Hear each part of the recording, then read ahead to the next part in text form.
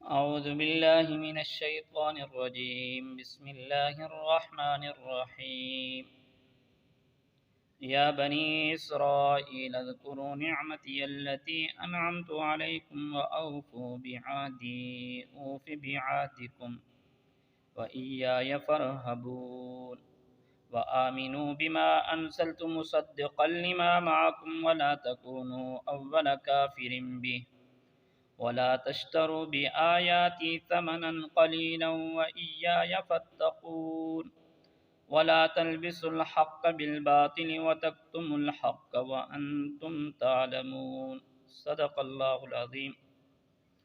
سورۃ البقرہ ہے، آیت نمبر 40 سے لے کر 42 تک کا آج کا درس قرآن ہے۔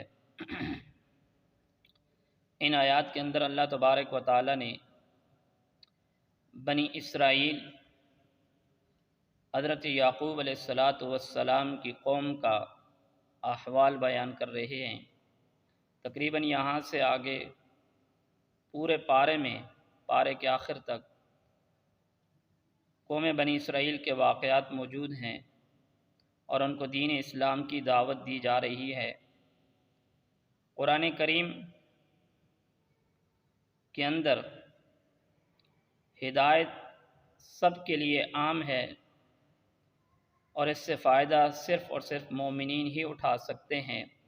جو مومن ہوگا وہ قرآن کریم سے فائدہ اٹھائے گا۔ جو مومن نہیں ہوگا، کافر ہے، منافق ہے کوئی اور، تو اس قرآن کریم سے اس ہدایت سے فائدہ نہیں اٹھا سکتا۔ یہاں پر اللہ تبارک و تعالی نے یا بنی اسرائیل اذکروا کہا۔ یہ اسرائیل کون ہے؟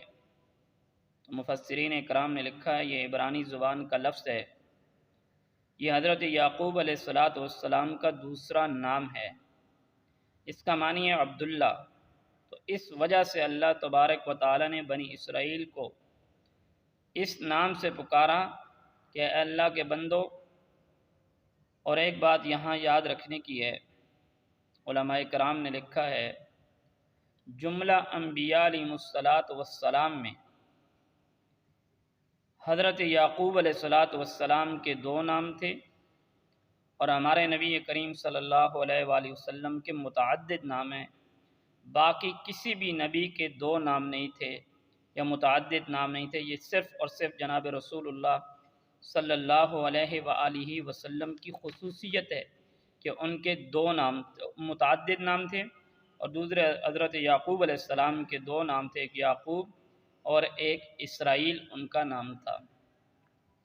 تو اللہ تبارک و تعالی نے یا بنی اسرائیل اذکروا نعمتی التی انعمت علیکم واوفوا بعہدی اوف بعہدکم وایای فارہبون۔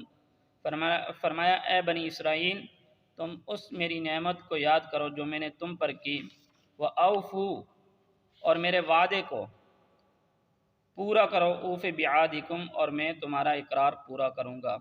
یہ وعدہ کیا تھا؟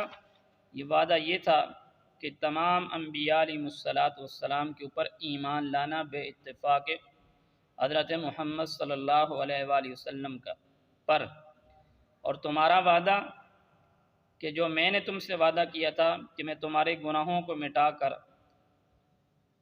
تمہاری نیکیاں لکھ دوں گا اور تمہیں جہنم کے بجائے جنت میں داخل کروں گا، اور میرے وعدے کو پورا کرو۔ اس سے علماء نے لکھا ہے کہ وعدہ عہد جو ہے اس کو پورا کرنا یہ واجب ہے، عہد شکنی کرنا یہ حرام ہے۔ اور حدیث شریف کے اندر آتا ہے جو آدمی جتنا بڑا عہد شکنی کرے گا، عہد شکنی کرنے والا ہوگا، کل قیامت والے دن اتنا ہی بڑا ایک جھنڈا بلند ہوگا، جو جتنا بڑا عہد شکنی کرنے والا ہوگا وہ اس میدان محشر میں اس جھنڈے کے نیچے رسوا اور ذلیل ہو رہا ہوگا۔ اس وجہ سے حدیث کے اندر آتا ہے کہ عہد شکنی، اور قرآن میں بھی آ رہا ہے کہ عہد کو پورا کرو۔ وَآمِنُوا بِمَا أَنزَلْتُ مُصَدِّقًا لِمَا مَعَكُمْ وَلَا تَكُونُوا أَوَّلَ كَافِرٍ بِهِ، اور ایمان لے آؤ جو میں نے اتارا تمہاری طرف، سچ بتانے والی ہے اس کتاب کو جو تمہارے پاس ہے، اور مت ہو سب سے اول کافر۔ یعنی یہ جو کتاب اللہ تبارک و تعالی نے تمہاری طرف نازل کی ہے اس کو قبول کر لو، اس پر ایمان لے آؤ، ولا تکونوا اول کافر بھی، اور اول کافر نہ بنو، سب سے پہلے کافر نہ بنو، کیوں؟ تمہیں دیکھ کر جب کوئی کفر کرے گا تو تمہارے اوپر اس کا بھی گناہ ہوگا، کیونکہ تم اول کافر ہو تمہیں دیکھ کر۔ اس لیے حدیث میں آتا ہے جب کوئی انسان پہلے گناہ کرتا ہے اس کو دیکھ کر جب دوسرا کرتا ہے، ایک تو اس کو اپنے گناہ کا عذاب ہے، اور دوسرا جب اس کو لوگوں نے دیکھ کر کیا تو اس کے پر ڈبل گناہ کا عذاب ہے۔ اس لیے فرمایا اول ولا تشتروا اول کافر بھی، کہ تم اول کافر نہ بنو، ولا تشتروا بآیاتی ثمنا قلیلا، اور نہ لو میری آیتوں پر مول تھوڑا ہی، مجھ سے بچو، وَإِيَّايَ فَاتَّقُونَ، اور مجھ سے ڈرتے رہو۔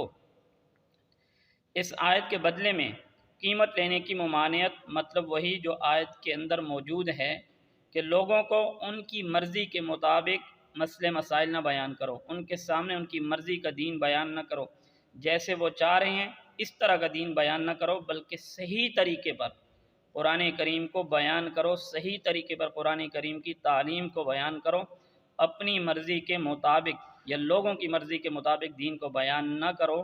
اس سے مراد تعلیم قرآن کی اجرت لینا وہ نہیں ہے، بلکہ صحیح طریقے پر دین کو بیان کرنا مقصد ہے، کہ صحیح طریقے پر آپ دین کو بیان کرو۔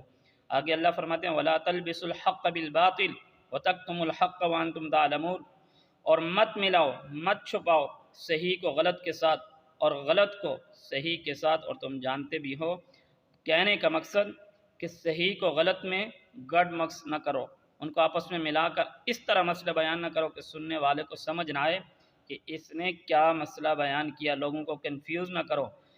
چاہے تمہیں جان کا خوف ہے، تم حق بات سے کبھی بھی حق بات کو نہیں چھپاؤ، بلکہ صحیح طریقے پر لوگوں کو بتاؤ کہ سچ بات یہ ہے، صحیح بات یہ ہے، چاہے تمہاری جان کیوں نہ چلی جائے۔ قرآن نے واضح کہہ دیا وَلَا تَلْبِسُوا الْحَقَّ بِالْبَاطِلِ وَتَكْتُمُوا الْحَقَّ وَأَنْتُمْ تَعْلَمُونَ، حق کو باطل کے ساتھ مت ملاؤ، وَتَكْتُمُوا الْحَقَّ، اور حق کو مت چھپاؤ، وَأَنْتُمْ تَعْلَمُونَ، اگر تم جانتے ہو تو اس طرح کا کام نہیں کرو۔ اللہ سے دعا ہے کہ اللہ تبارک و تعالیٰ میں عمل کی توفیق عطا فرمائے۔